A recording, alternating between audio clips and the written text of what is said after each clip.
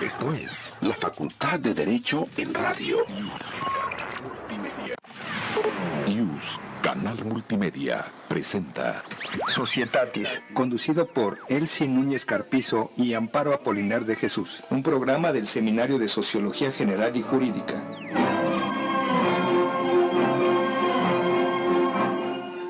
Buenas tardes, nuevamente con ustedes en su programa Societatis del Seminario de Sociología General y Jurídica de la Facultad de Derecho de la Universidad Nacional Autónoma de México. En principio, nuestro reconocimiento al doctor Raúl Contreras Bustamante, director de la facultad, al doctor Víctor Manuel Garay Garzón, secretario general, y al maestro Ricardo Rojas Arévalo, jefe de la División de Educación a Distancia, por permitir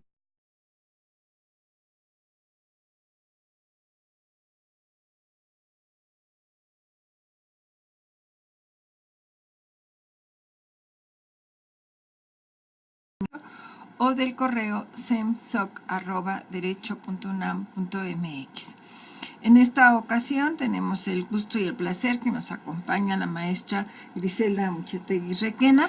Nuestra gratitud por aceptarnos estar con nosotros. Gracias. Y el tema, como ustedes lo han visto, lo hemos intitulado Del letrado al abogado. También quiero reconocer al personal del seminario, Rosa María, Cristina, Carlos, la maestra Amparo, y a Óscar y a César de Radio Yus Multimedia. Y antes de iniciar, vamos a dar las reseñas curricular de la maestra Muchetegui. Por favor, Carlos. Muchas gracias, doctora. La maestra Griselda Muchetegui Requena cuenta con la licenciatura y maestría en Derecho por la Facultad de Derecho de la UNAM.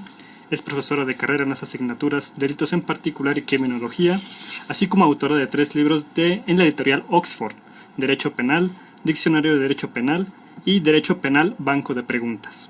Asimismo, es coautora de 10 obras colectivas, entre las que destacan Cien y Derecho, Derecho y Cultura Jurídica, 450 años de la enseñanza universitaria del Derecho en América, y ha sido ganadora de 3 premios en concursos literarios en el género de cuento, 1 nacional y 3 internacionales.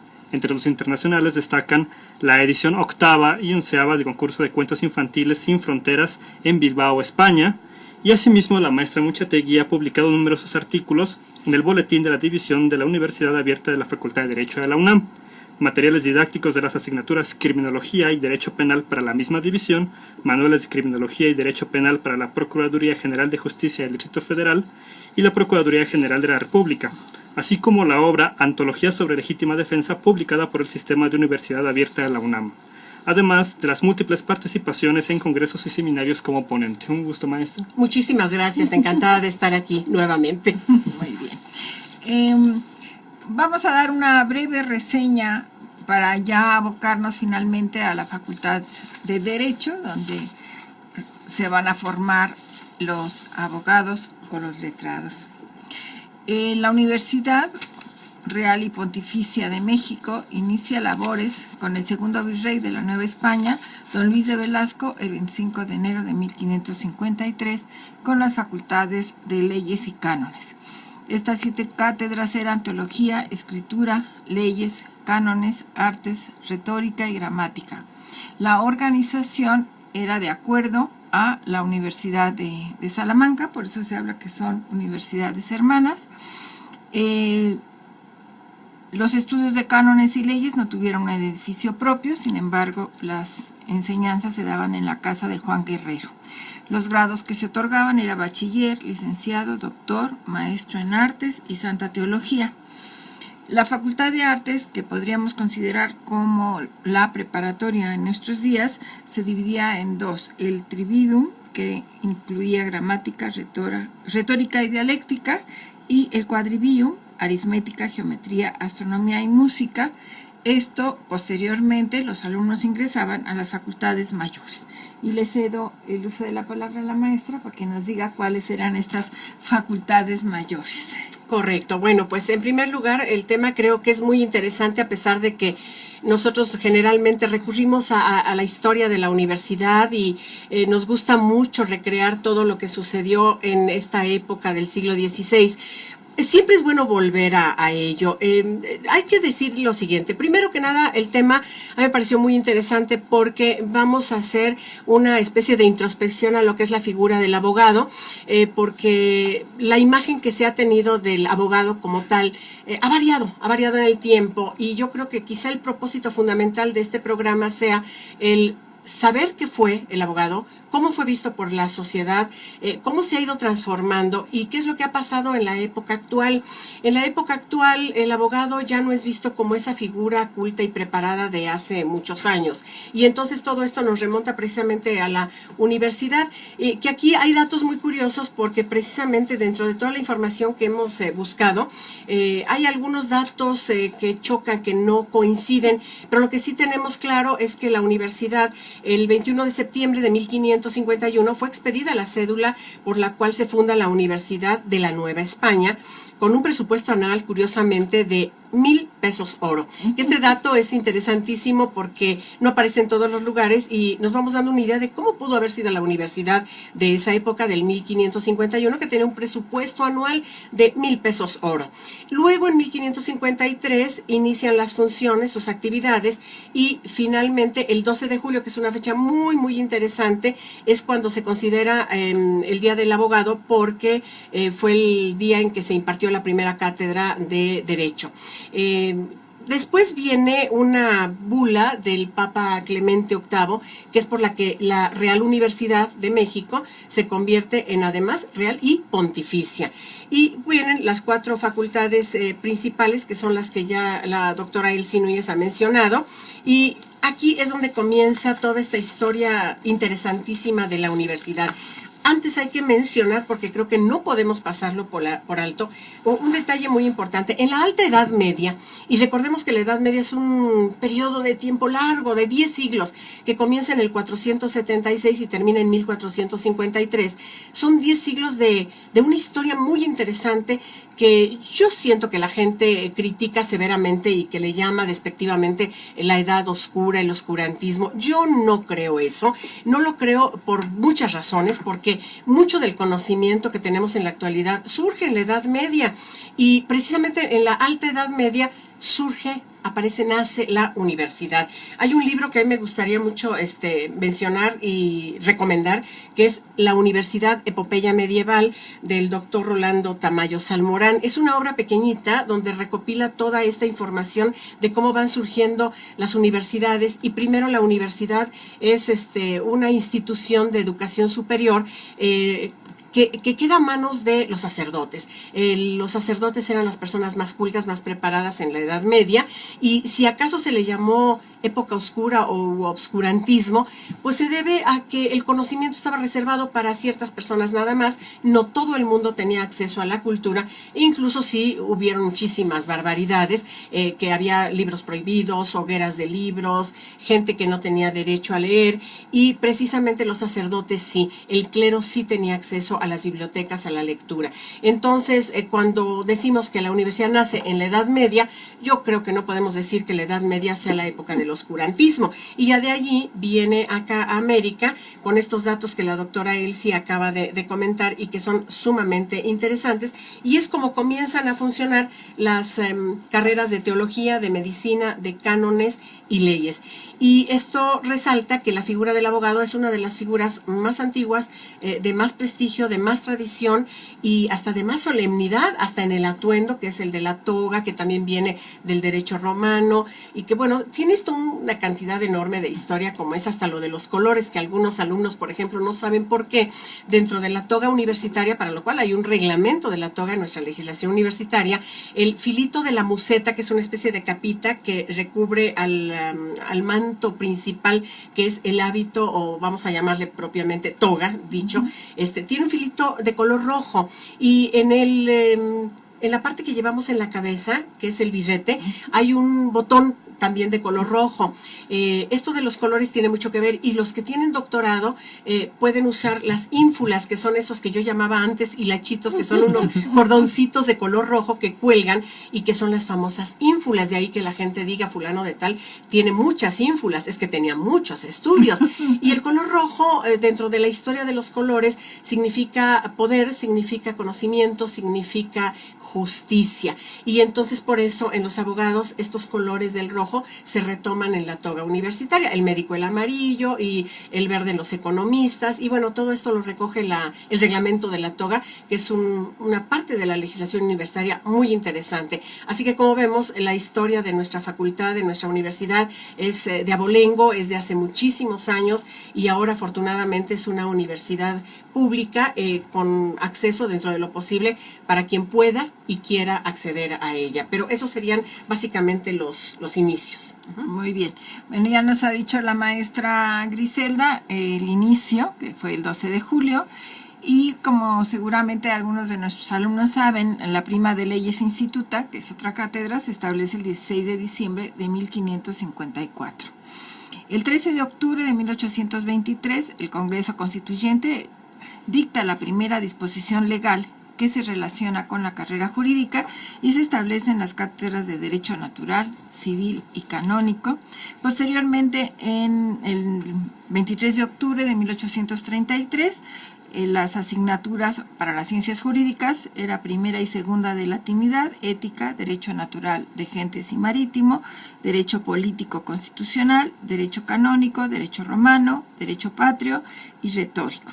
En ese inicio se establece en el Colegio de San Ildefonso y posteriormente en el exconvento de la Encarnación hasta 1908. El presidente Porfirio Díaz fue el que hizo la edificación de uno especial para la Escuela Nacional de Jurisprudencia, que se inauguró el 15 de mayo de 1908 con Pablo Macedo como director. Vamos a dejar ahí en el transcurso, seguiremos refiriendo algunos datos de nuestra facultad para hacerle la primera interrogante a la maestra Amuchategui. Una primera, ¿por qué la necesidad de estudiar el derecho y por qué el establecimiento de una, no le puedo llamar en ese momento de licenciatura, pero por qué la necesidad del estudio y esta creación dentro de la universidad como una de las iniciales, el derecho y posteriormente la Escuela Nacional de Jurisprudencia? Claro, bueno, cuando nace la universidad, una de las carreras importantes fue exactamente esta, que se llamó de leyes, de jurisprudencia, llevó muchos nombres, y precisamente antes de entrar al programa comentábamos, lo sacó a relucir la doctora Elsie Núñez, que antes en las familias era lo ideal tener un hijo médico, un hijo sacerdote y un hijo abogado. Siempre parece que esta trilogía es la que recoge la sabiduría, el conocimiento y en la gente la credibilidad. Entonces, una familia bien conformada pretendía tener a estas tres personas con estos tres grados importantes. Y es que el derecho, dentro de toda la gama de conocimiento científico, pues es una de las carreras más completas. Lo ha sido siempre, planes de estudio que abarcan muchas áreas del conocimiento, de allí que la importancia de este tema sea destacar que el abogado siempre fue considerado como uno de los profesionistas con mayores conocimientos, era un hombre sabio. Decíamos incluso incluso que abogado era sinónimo de letrado. Letrado es el hombre de letras, la persona que tiene acceso al conocimiento. No todos. A veces la especialización hace que esto se vaya perdiendo un poco, pero siempre por tradición al abogado se le consideraba el hombre más preparado, más culto. Sabía leer, sabía escribir, sabía hablar, sabía de retórica, era buen orador.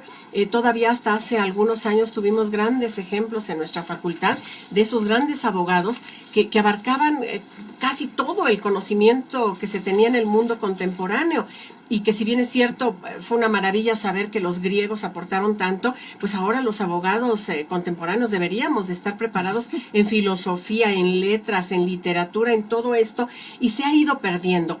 Pero en aquellas épocas el abogado era la persona que tenía conocimientos de todo, era la persona en quien se podía confiar, que este es un detalle muy interesante. Ahorita la imagen del abogado ya no es la misma que se tuvo antes, ahora se ha desvirtuado debido probablemente a que pues hay personas que no tienen título pero se hacen pasar por abogados, otros porque han sido personas que se dedican a llevar asuntos pero con malas mañas, con tranzas, con trampas, con corrupción, y debido a eso la fama del abogado ha tenido ahora una muy mala imagen, y creo que nosotros los que venimos de la Facultad de Derecho de la UNAM lo que pretendemos es que la figura del abogado vuelva a tener esa imagen de persona culta, preparada, una persona en la que se puede confiar, porque además se debe confiar. Hace un momento, platicando con un pequeño grupo de alumnos, estábamos viendo que precisamente la palabra abogado implica la necesidad de abogar por otros, es la persona en quien se debe tener confianza. Si no se tiene confianza en el abogado, que es el que aboga por las causas de la gente, del pueblo, pues entonces ¿en quién? Y claro, el médico pues tiene una preparación amplia, pero generalmente especializada en el área de la salud, de la prevención de las enfermedades, el sacerdote en las cuestiones eclesiásticas, que el sacerdote también ha sido una persona muy preparada, y tanto sabe de teología y de todo lo que son los cánones como de griego, de latín, y también es una persona muy preparada y muy culta. Pero de entre todos, el abogado en alguna época fue considerada la persona más preparada, tanto que se le llamaba letrado. Y todavía esto en algunos países como España y Argentina sigue la costumbre de decir el letrado para referirse al abogado. Valdría la pena destacar que actualmente en la Ley General de Profesiones no se habla ya de abogado, sino de licenciado en Derecho, toda vez que las carreras deben estar avaladas por una licenciatura. Pero la palabra abogado sigue siendo muy bonita y pareciera que implica muchas cosas valiosas. Bueno, vamos a hacer una pausa, breve pausa, y regresamos de inmediato. Regresamos con Societatis, conducido por Elsie Núñez Carpizo y Amparo Apolinar de Jesús, un programa del Seminario de Sociología General y Jurídica. Síguenos de lunes a viernes en la programación de YUS Canal Multimedia, Derecho a tus oídos. YUS Canal Multimedia, Derecho a tus oídos. Las voces expertas del Seminario de Derecho Romano se escuchan todos los jueves del mundo a las 11 de la mañana con la doctora Consuelo Sirvent en su emisión radiofónica Toctus Legum. Jueves, 11 a.m. A través de YUS Canal Multimedia.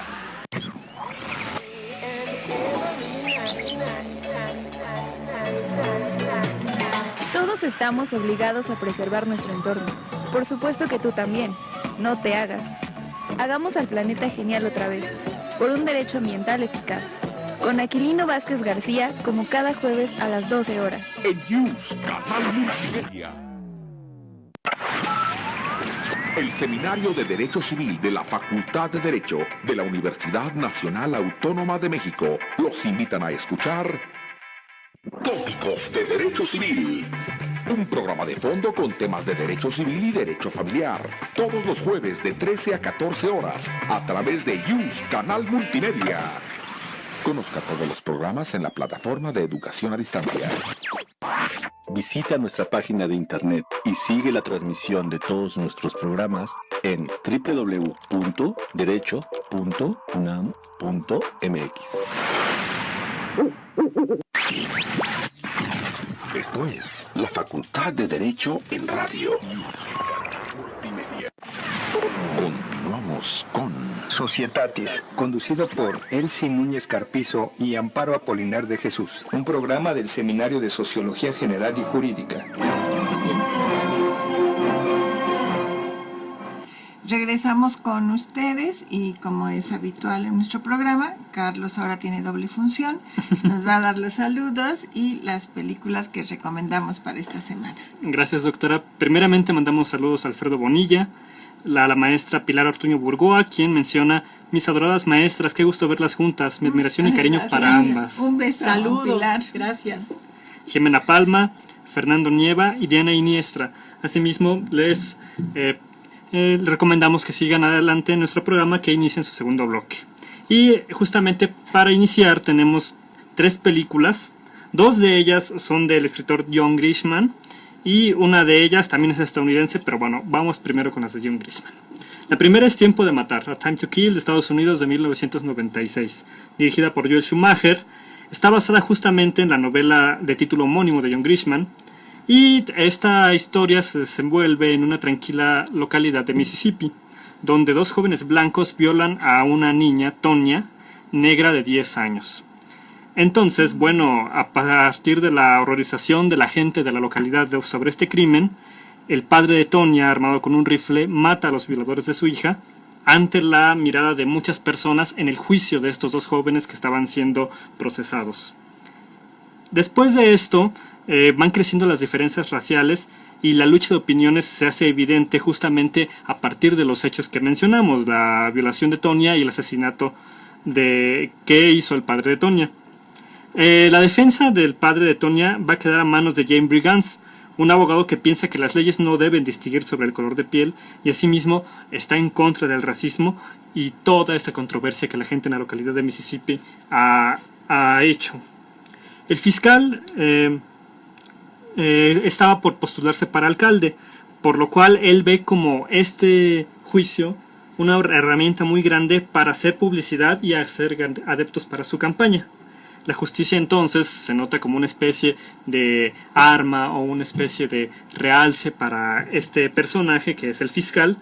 Y bueno, otro problema al que se deben de enfrentar es el jurado responsable de emitir la resolución, que no cuenta con ninguna sola persona de color negro o de origen afroamericano y que además pues en ese sentido representa a las minorías y no representa efectivamente lo que quiere hacerse justicia en este caso.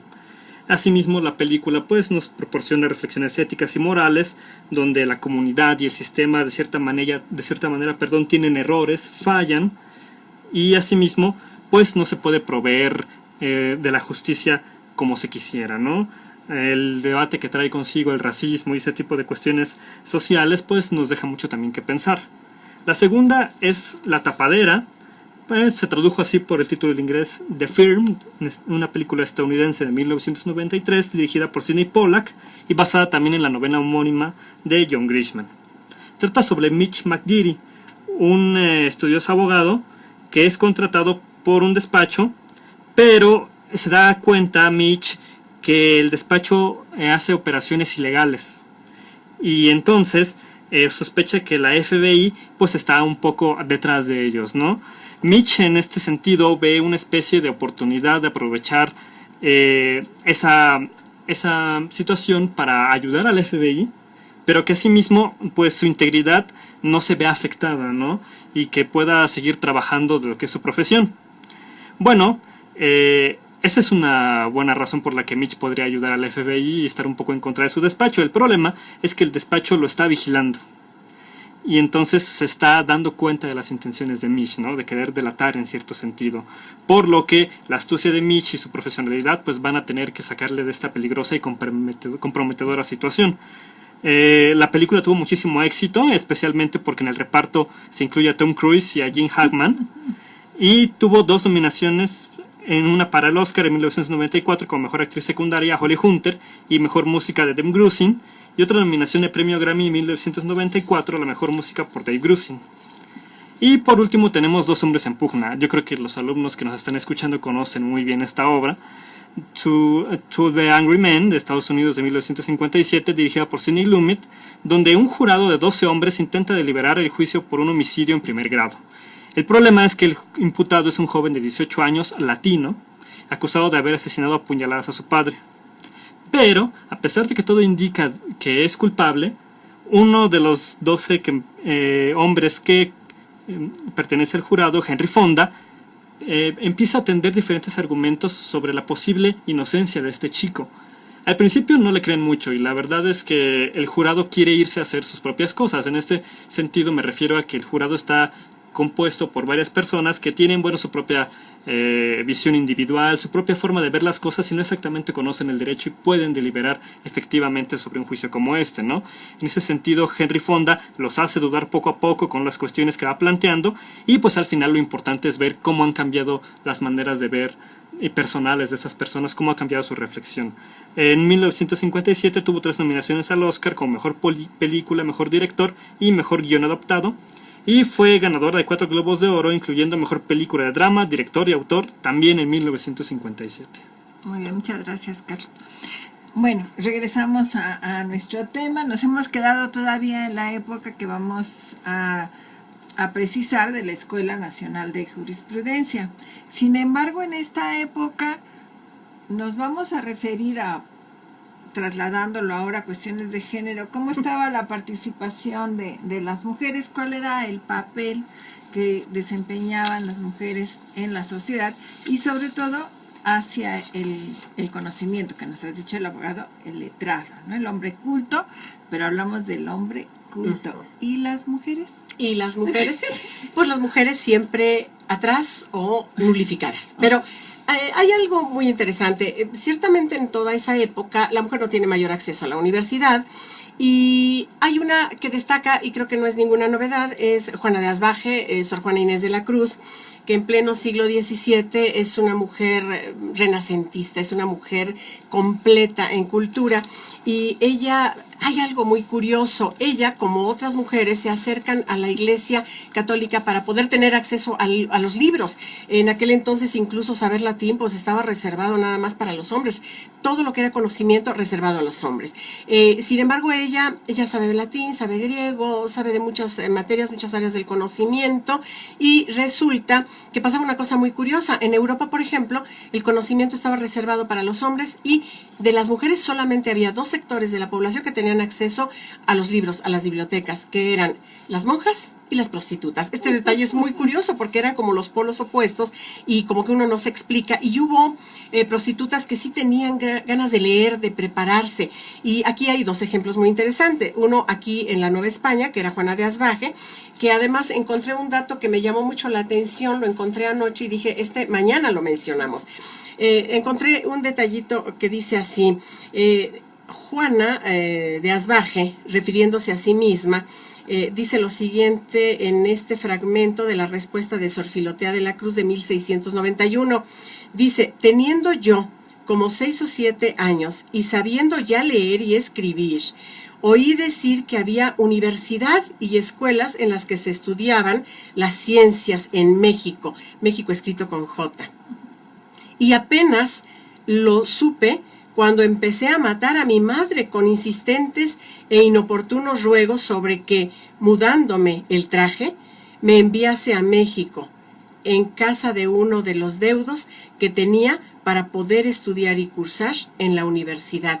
Esto que sucede en 1691, Juana de Asbaje lo narra como un deseo imperioso de querer saber, de querer acceder a la universidad, pero tiene que pensar en cambiar de vestimenta, o sea, disfrazarse de hombre, que es lo que sucedía en esa época. Entonces, para la mujer no estaba reservada la cultura, la preparación, se daba a nivel de la casa. Los abuelos, como a ella, la introdujeron en la lectura de los libros, la Iglesia Católica, en los conventos, etcétera. Y en Europa, en Venecia, en Italia, hay una mujer muy, muy llamativa que es Verónica Franco, que fue una mujer que se dedicó a ser cortesana, o sea, prostituta, porque su madre no tenía dinero para pagarle la dote a un hombre que quisiera casarse con ella.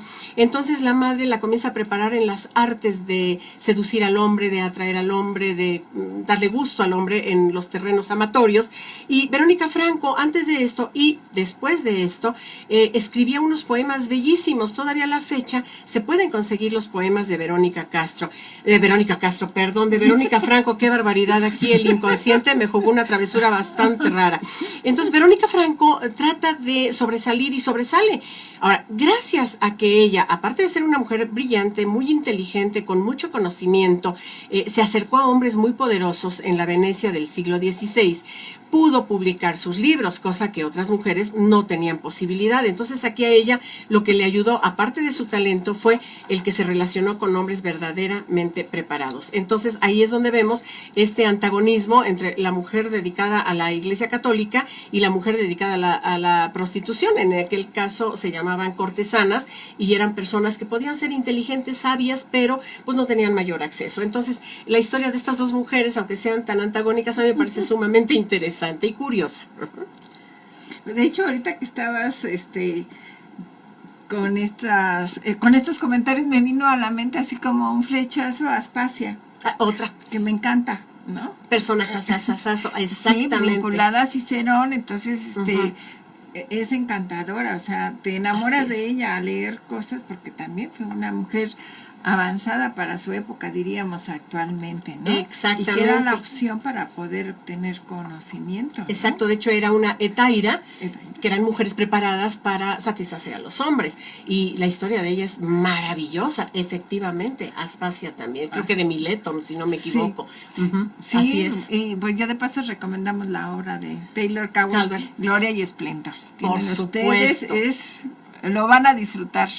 Un gran libro, es verdad. Bueno, salimos un poco del tema, ¿no? Sí, pero bueno, tiene relación, tiene mucho que ver. El papel de la mujer es muy importante. Así es. Ahora, cuando hablamos de letrado, que ya nos has dicho, es el hombre con cultura, que está preparado, que va a realizar una determinada función en la sociedad. Pero ¿cuál va a ser el rol? ¿Cuál va a ser el papel que va a desempeñar dentro de la sociedad?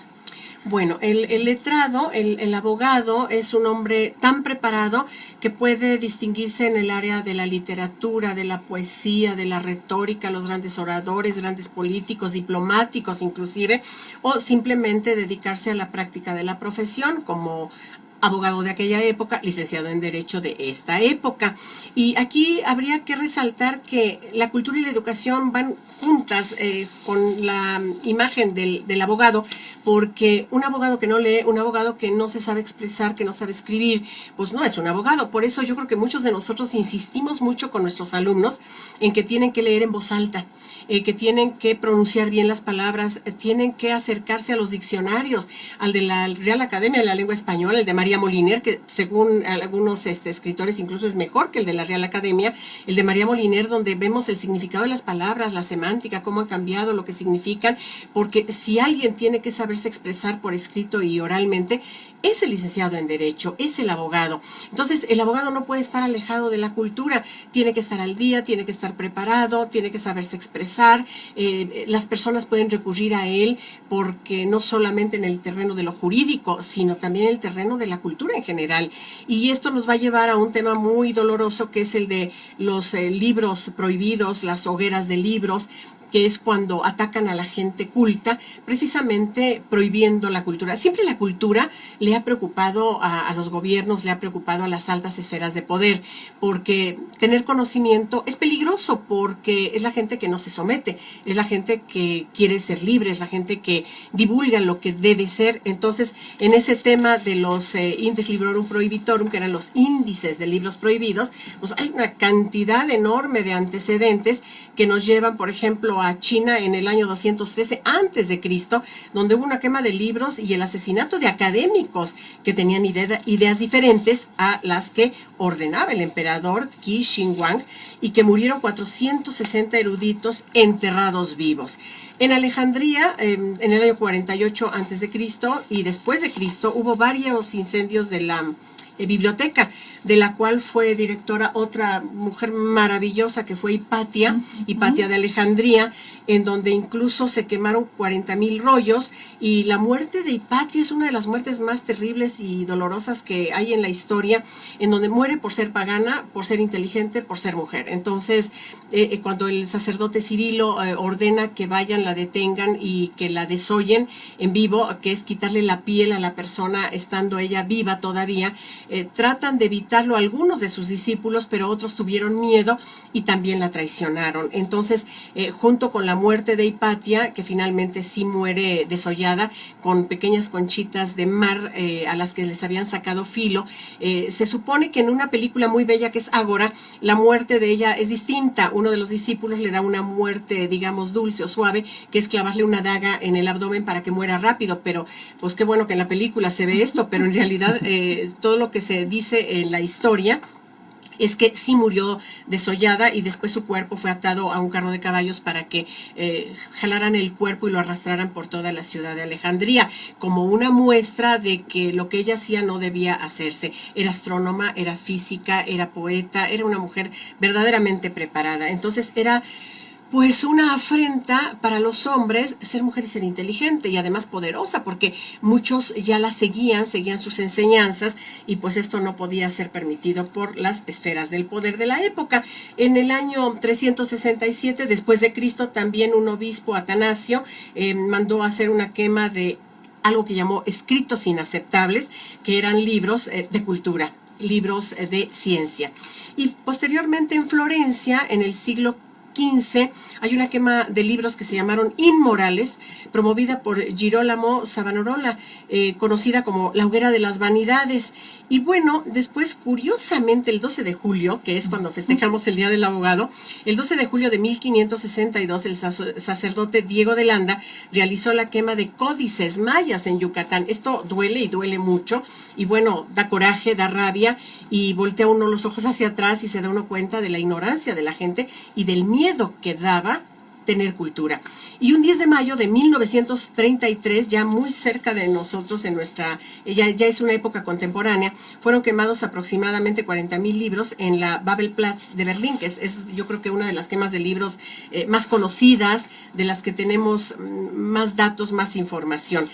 Que curiosamente aquí yo menciono un dato de Sigmund Freud muy interesante, porque entre 1930 y 1940 quemaron libros de Albert Einstein, de Karl Marx, de Thomas Mann, de H.G. Wells, de Ernest Hemingway, de Sabina Spielrein y de Sigmund Freud. Pero Sigmund Freud dijo algo que me parece muy interesante. Dijo, estamos progresando, porque en la Edad Media me habrían quemado a mí, ahora solo queman mis libros. Bueno, esta es una manera muy optimista de Freud, que era un hombre verdaderamente brillante, de justificar esa quema de libros. Y entonces a mí me llama mucho la atención esto, porque quiere decir que siempre se ha estado en contra de lo que sea conocimiento.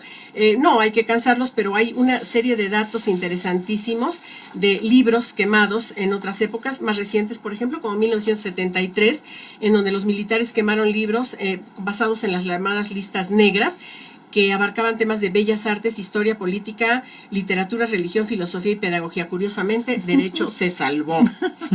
Y después, pues en la literatura se recurre, por ejemplo, a un pasaje del ingenioso hidalgo Don Quijote de la Mancha, en donde en el capítulo 6 dice, del donoso y grande escrutinio que el cura y el barbero hicieron en la librería de nuestro ingenioso hidalgo. De ahí salieron varios libros que fueron quemados. Y hay un libro muy contemporáneo de ciencia ficción de Ray Bradbury, que es Fahrenheit 451, en donde se persigue a la gente que tiene libros y los bomberos se dedican a quemar libros por orden de la autoridad. Estos son datos que a mí me parecen muy interesantes y que deberían de estar en la mente de todos nosotros, de nuestro pueblo, para evitar que algún día pueda volver a suceder algo tan terrible como esto. Pues de hecho yo ahorita no recuerdo, pero la semana pasada o muy recientemente acaba de ver una quema de libros, no recuerdo el lugar, en donde incluyen los libros de Harry Potter. En Polonia. ¿Sí? Sí, fue mira, en Polonia. Carlos recuerda.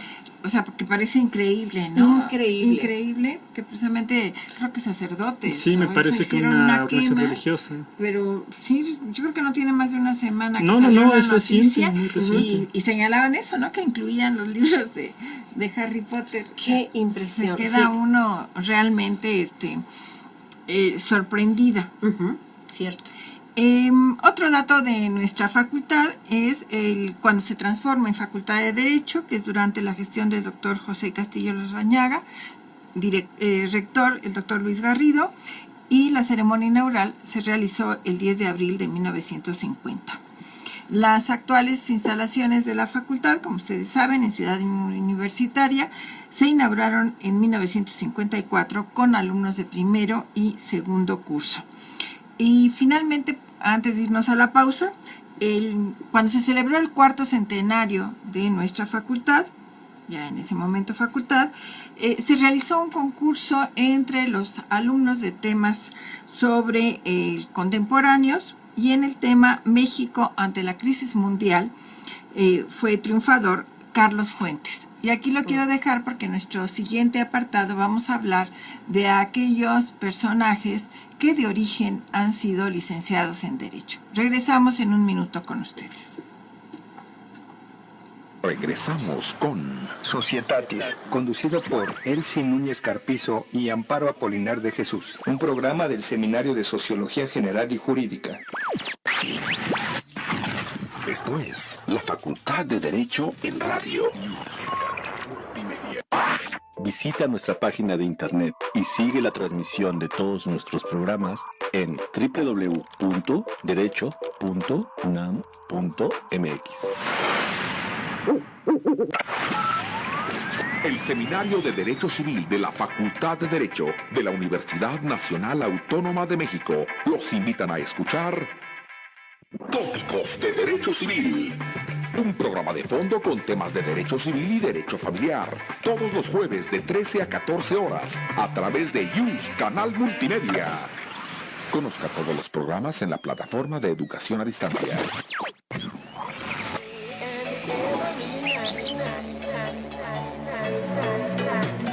Todos estamos obligados a preservar nuestro entorno. Por supuesto que tú también. No te hagas. Hagamos al planeta genial otra vez, por un derecho ambiental eficaz. Con Aquilino Vázquez García, como cada jueves a las 12 horas. En YUS Canal Multimedia.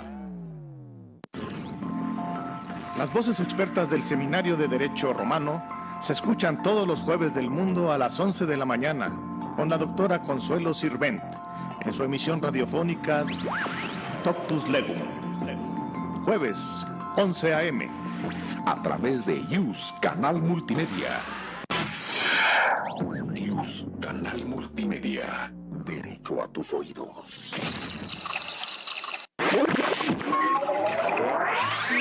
Síguenos de lunes a viernes en la programación de YUS Canal Multimedia, Derecho a tus oídos. Continuamos con Societatis, conducido por Elsie Núñez Carpizo y Amparo Apolinar de Jesús, un programa del Seminario de Sociología General y Jurídica. Continuamos con ustedes. En esta ocasión tenemos la grata compañía de la maestra Griselda Muchategui y estamos hablando del cambio del letrado al abogado, como el hombre culto. Y antes de irnos a la pausa señalábamos que el concurso que se realizó durante la celebración del 4º centenario, Carlos Fuentes fue el ganador, que después va a tener una trascendencia muy importante en el campo de la literatura. Entonces, en esta última parte vamos a referirnos a algunos, como señalábamos, de autores o personajes que de origen han sido abogados, precisamente con esta perspectiva del letrado, del hombre culto. Y cedo el uso de la palabra a Carlos, que nos va a dar las referencias de dos reconocidos personajes. Muchas gracias, doctora. Brevemente mandamos un amistoso saludo a Ale Holguín, a Erika Díaz y a Luisa Casiano, quien nos están escuchando. Y bueno, pues efectivamente, a lo largo de la historia muchos abogados no solamente han sido abogados, sino que han trascendido en muchas otras áreas, y es más, ni siquiera se conoce que son abogados, ¿no? Así es. El primer ejemplo que quisiéramos comentar es el de Franz Kafka, conocido por todos por obras como El Proceso, La Metamorfosis, y es que justamente Kafka es uno de esos personajes que estudió Derecho y que además sus obras fueron publicadas póstumamente, después de que él murió. Él no quería que fuera así. De hecho, él no quería que supieran de sus obras. Su albacea y su mejor amigo fue encomendado para que las quemara una vez que él falleciera, y él no lo hizo. Él decidió recopilarlas y posteriormente se publicaron una vez que Kafka murió. A propósito, hay dos obras que son muy interesantes de él, que recopilan un tanto de crítica al derecho, que son El Proceso y Ante la Ley. Justamente estas dos obras nos parecen interesantes porque El proceso fue publicado un año después de que Kafka murió, y Ante la ley es de las pocas obras que se publicaron antes de morir. Se publicó en 1915 y Kafka muere en 1924. Si queremos ahondar un poco en el criterio de Kafka y justamente esta visión un tanto fuerte hacia el derecho, tendríamos que remontarnos a su juventud. Es que justamente Kafka, al ingresar a la universidad, una de las más prestigiosas en el Imperio Austrohúngaro, recordemos que él es checo, nació en el Imperio Austrohúngaro, fue que Kafka estuvo en química, estuvo en historia del arte, estuvo en filología alemana y no le gustó. Kafka venía de una buena familia y su padre, se dice especialmente, fue quien, a partir de estas indecisiones de Kafka, lo obligó a estudiar derecho. Se dice que Kafka en vida era más conocido como un abogado de seguros que como un escritor, por lo que ya he referido, ¿no? Y es que además Kafka tuvo cargos importantes como justamente persona especializada en las aseguradoras, en este campo de los seguros, y estuvo trabajando con el gobierno del Reino de Bohemia. Entonces Kafka, pues digamos que tuvo mayor esplendor en su vida profesional en ese aspecto. Y como Kafka también tuvo un contacto directo con esto de las estructuras gubernamentales, él pudo hacer una crítica bastante interesante. Y ahora sí ahondamos primeramente en Ante la ley. Ante la ley, que bueno, así como las películas no contamos el final, tampoco voy a contar el final. Pero trata en síntesis de un campesino quien está ante un guardia y una gran puerta. La puerta simula la ley y el guarda pues aquella estructura burocrática que tiene que pasar un campesino en este ejemplo para llegar a la justicia. El guardia le hace saber que no lo puede dejar pasar y que además detrás de él hay otro guardia y otro guardia y otro guardia con puertas y cada vez son más poderosos. En este ejemplo Kafka quería representar justamente esa estructura burocrática que no dejaba que personas, digamos, del populus pudieran ingresar tan fácil a la legalidad, a la justicia. El campesino pasa años, incluso llega a estar moribundo y no puede acceder a la justicia, ¿no? Dejaré que los escuchas se acerquen a la obra por ellos mismos y descubran qué es lo que ocurre y cómo se desenvuelve esta película, pero es importante señalar esa metáfora que Kafka hace, ¿no? Como grandes puertas que son la ley y que no cualquiera puede entrar, lamentablemente. En esa, digamos, dicotomía de que a la vez la ley nos incluye pero nos excluye. Nos incluye en tanto que se supone que es para todos y es igualitaria para todos, y nos excluye en ese sentido de que tantas estructuras, tanto formalismo en ese sentido también, por ejemplo, pues nos hace que sea imposible llegar a ella. Y un segundo ejemplo pues es Octavio Paz, que es el ejemplo mexicano, y Kafka, que fue el ejemplo, digamos, extranjero, ¿no?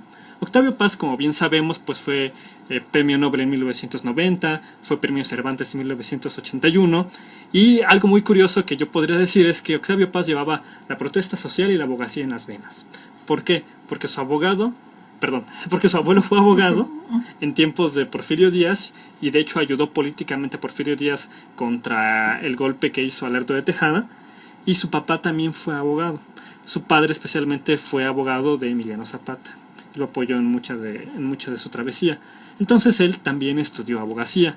Recordemos que él viene de la Escuela Nacional Preparatoria en San Ildefonso y ya desde esos momentos empezaba a acercar a la poesía, fundando, entre otras cosas, la revista El Barandal, a la corta edad de 17 años, donde él publicaba su poesía. La Escuela Nacional Preparatoria tenía maestros como Carlos Pellicer, como Samuel Ramos, de quien también nos hace conocer Octavio Paz, una gran influencia. Y bueno, especialmente después de este tramo en la preparatoria, ingresa a estudiar Derecho, y bueno, un año después de que acaba, casi aproximadamente en 1936, se va a Mérida, porque empieza a apoyar la idea de Lázaro Cárdenas de incluir escuelas de educación básica para aquellas personas que lamentablemente en comunidades muy alejadas no podrían tener acceso. Recordemos que Octavio Paz, a partir de ejemplos como este, de sus estudios que hace en Derecho y después en la Facultad de Filosofía y Letras, obtiene cargos políticos como embajador de la India y demás. Y bueno, si queremos ahondarnos un poco al modo de pensar de Octavio Paz, tendríamos que checar de una manera muy específica cuándo se refiere al derecho o cuándo da una invocación del derecho como tal o una crítica.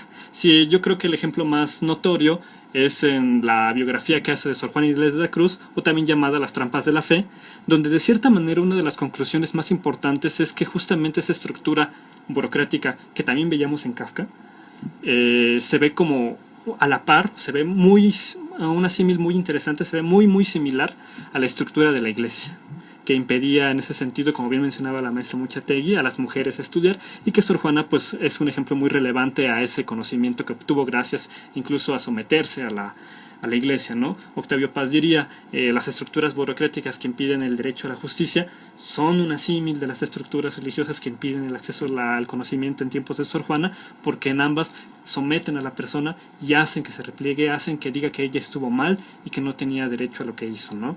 Y bueno, como conclusión quisiera dejar que Kafka y Octavio Paz, a pesar de que no son autores muy similares en obras y que sus disciplinas son un tanto distintas, aunque ambos son literatos, pues sí podemos encontrar una relación muy interesante de que Kafka en tiempos diferentes, como bien mencioné, en el extranjero, y Octavio Paz, nacional, y también en una temporalidad que no vivió Kafka, pues cómo ambos ven esa noción del derecho, ¿no? Cómo ambos pueden hacer una visión crítica del derecho, ambos conocieron de derecho porque lo estudiaron, y ambos pues de cierta manera protestan, ¿no? De cierta manera dan su punto de vista y refieren a que el derecho debe ser de una manera más agradable o más amigable, mejor dicho, de acceso a la justicia para la gente.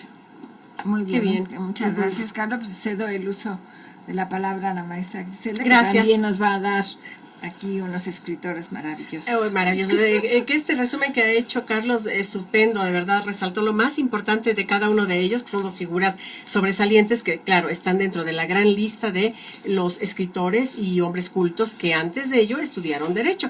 Estoy apenas procesando lo de J.K. Rowling, de sus libros de Harry Potter, es que todavía no lo puedo creer. Sí, me acabo de enterar por ustedes y de repente pienso... Me llevó a pensar esto. Yo siempre he pensado que la religión surge por la ignorancia y por el miedo, y el ser humano tiene necesidad de crear algo que sea más poderoso que él. Pero cuando ya la iglesia llega a extremos también de ignorancia y de fanatismo, pues recurre otra vez al miedo y entonces a tratar de eliminar todo lo que sea lectura, libros, cultura, conocimiento. Qué triste, de verdad, porque además J.K. Rowling es una mujer súper preparada, con una preparación maravillosa en letras, y lo que escribe en Harry Potter es maravilloso porque nos remonta a historia, todo lo que tiene que ver con magia, hechizos, el colegio de Hogwarts, todo eso, cuando uno lo estudia es una maravilla. Yo le pregunté a una maestra con quien tomé latín y no terminé de estudiar latín, pero le decía que si los hechizos de J.K. Rowling estaban bien armados en cuanto a la cuestión gramatical, y me dijo están perfectos, y ella me comentó que alguna vez había analizado todos los hechizos para ver si estaba el singular, el plural, las declinaciones, y que estaban perfectamente bien hechos. O sea que la obra tiene mucho de historia, tiene mucho de literatura, de cosas maravillosas. Pero bueno, voy a hacer un paréntesis rápido, claro. te dejo esta bruta. Sí. No, perfecta. Precisamente, bueno, aparte de la vida de ella, que es muy interesante, hay que señalar que es otro caso donde se publica para que no supieran que era mujer, por eso las iniciales, y solo el apellido, precisamente porque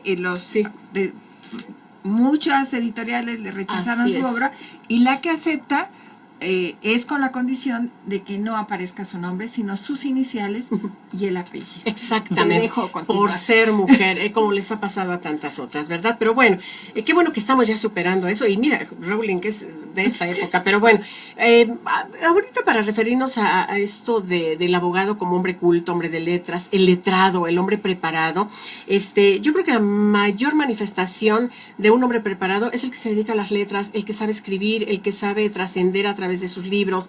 Y bueno, aquí tenemos una lista larga, y todavía nos faltan algunos, de escritores, poetas, prosistas, que primero estudiaron Derecho, y dentro de esta lista los hay que terminaron la carrera, los hay que no terminaron la carrera, y otros hasta ejercieron.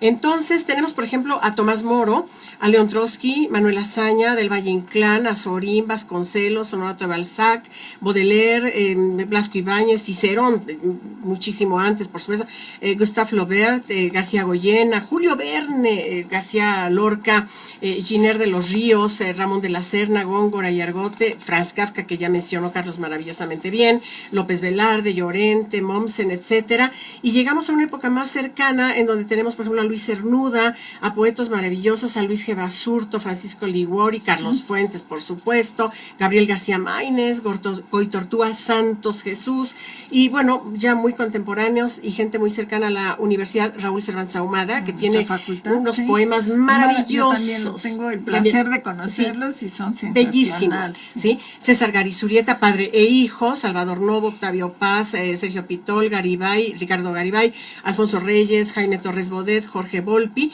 Víctor Hugo Rascón Banda, además hombre de teatro, cosas maravillosas. Y tengo también aquí a Eduardo Luis Fejer e Ignacio Otero Muñoz, que han escrito mucho y que son hombres muy preparados. Y sí quisiera hacer una breve mención muy especial, porque en mayo se cumplen 100 años de su muerte, a Amado Nervo. Esto me lo pidió de una manera muy especial un alumno mío y me dijo, mencione por favor a Amado Nervo. Bueno, Amado Nervo se llamaba Juan Crisóstomo Ruiz de Nervo Ordaz, qué bueno que nada más el seudónimo es Amado Nervo. Nació en Tepic en 1870 y murió en 1919. En mayo se van a cumplir 100 años de su muerte. Fue abogado, diplomático, embajador de México en España, escritor, periodista, poeta. Además fue profesor en la Escuela Nacional Preparatoria. Fue un hombre maravilloso, culto, un hombre que se enamoró de una mujer con una vida, un final muy trágico. De allí todo lo que después escribió sobre la amada inmóvil y ante un cadáver, todas esas cosas. Pero sí quería mencionarlo porque Amado Nervo es alguien a quien no debemos olvidar, un mexicano de letras, abogado, escritor, poeta, que además ojalá que en mayo se haga algo para recordarlo, evocarlo y que las nuevas generaciones sepan quién fue Amado Nervo. Pues no me queda más que agradecerte, mi querida Griselda, y a Carlos, que han preparado esta información, que hoy hemos aprendido mucho sobre a quienes ha iniciado su vida profesional siendo abogados y luego han explorado otros campos. Y por eso el título de nuestro programa, de letrado a abogado, ¿no? El objetivo es volver a esto, al hombre culto con el cual se identificaba el abogado. Quedamos en concurrencia con ustedes para la próxima semana, donde tendremos un nuevo programa de Societatis, y pueden estar en contacto con nosotros a través del Facebook, del Twitter o de nuestro correo semsoc@derecho.unam.mx. Bonita semana y nos vemos el próximo martes.